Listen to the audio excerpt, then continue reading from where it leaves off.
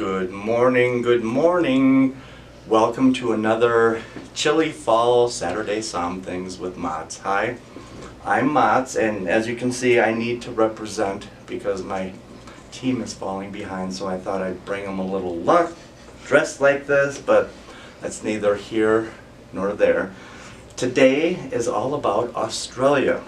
My good friend Trystan Brown from the Australia Beverage Company is here today to share these 4 amazing wines, 3 of which are from Adelaide Hills. The last is from the Barossa region, which is my absolute favorite. So Trystan, welcome to Colorado, welcome to Denver. These are your wines, so let's go. Yeah, perfect. So we're going to start off with the Riposte Foil Sauvignon Blanc. So this is from the Adelaide Hills. It's really beautifully fresh expression of the varietal. It's made in a really clean way, gently pressed. There's no sort of crushing or anything like that. Just really allows these really floral, kind of really pretty expressions out of the wine.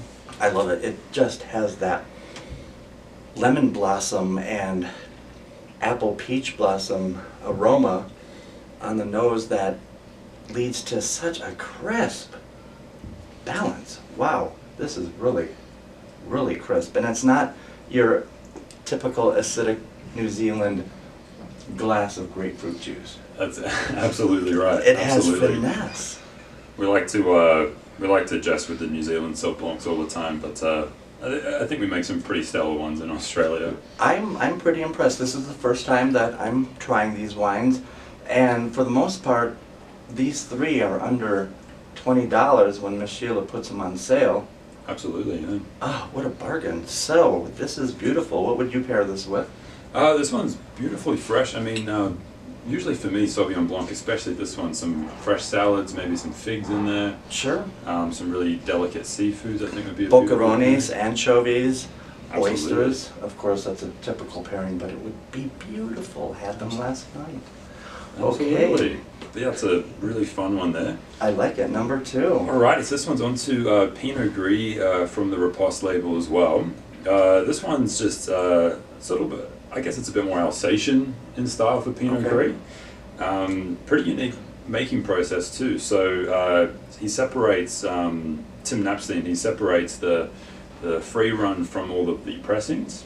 And for the free one, he actually uses about 25% of it gets fermented in barrel. So it does get a little bit more generosity on the palate, a little bit more spice, maybe some nutmeg. Definitely looking at those kind of classic pear and apple traits and characteristics though. The first one had a lot of minerality. Sandstone, limestone, beautiful salinity to it, saltiness. And this is a little dialed back and, for lack of a better expression, warmer and more, like you said, pear, fig, apple, more generous to the tongue. Definitely. I like it. Yeah, really soft, really textured, and really careful balance of mostly old oak, pretty well neutral, but yeah, it just adds a really nice complexity and a little extra layer of texture, I suppose, on the palate. Sure.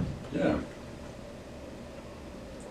It's still dry, it's still crisp, but it has layers and a sense of dimension that just sings as opposed to something from the United States or Italy. Sure, yeah, absolutely. It's so nice.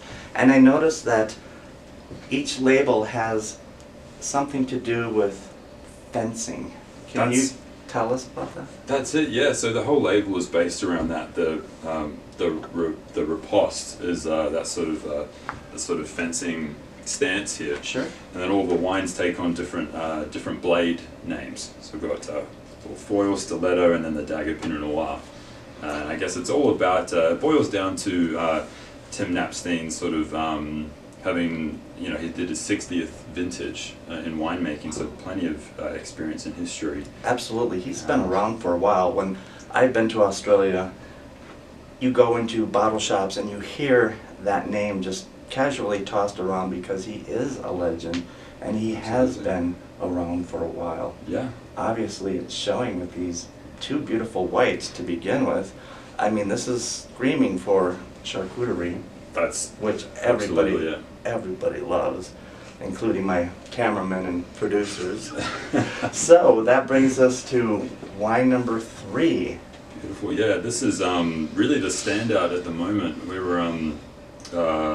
got a fantastic score for this wine. Tim's done really well. We got 93 points from Robert Parker just about a week or 2 ago. Okay. And it sits well under, healthily under $20 mark. It's a fantastic Pinot Noir. Wow, that is good. And I'm not a Pinot Noir fan, but this is this could compete against anything from Oregon or Burgundy. The caramel, the lushness, the hazelnuts, it's so warming and flavorful and smooth. Wow. I agree. It's 93 points is pretty impressive for under $20. Yeah, absolutely. It's and this is a wine which is almost entirely unsupported by oak. So all the complexity you're getting is really just the pure expression of the vineyard, of Tim's ability and skill, and just really well made, I guess, well grown fruit and a well made wine. Right. The caramel, the texture, the macadamia nuts, they just shine through. And this would be perfect for Thanksgiving, American holiday that's coming up, and everybody loves their Pinots with Thanksgiving, and this would just really be the perfect complement to everything on the table. Yeah, I couldn't agree more. Everything on the table. So these fly by so quickly. That leaves us with one last Aussie wine. It does. Tell us about it. So this is switching over to the Koleski label now. Okay.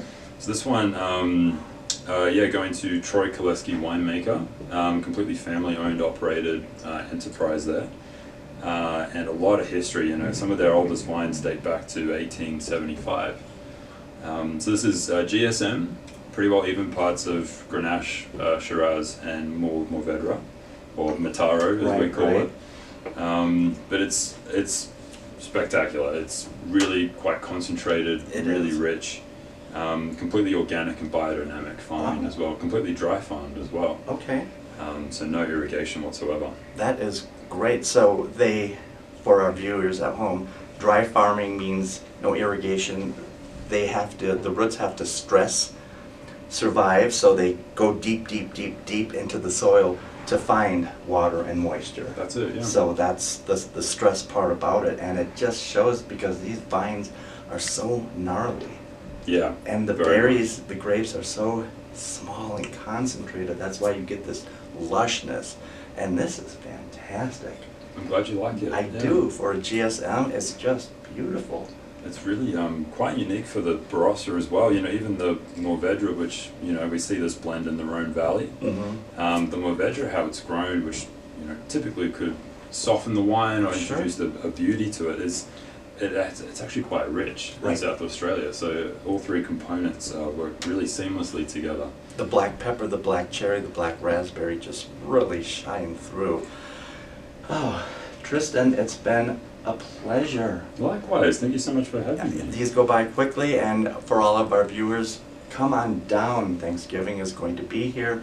Pick these great wines up because I was impressed. And also voting is Tuesday.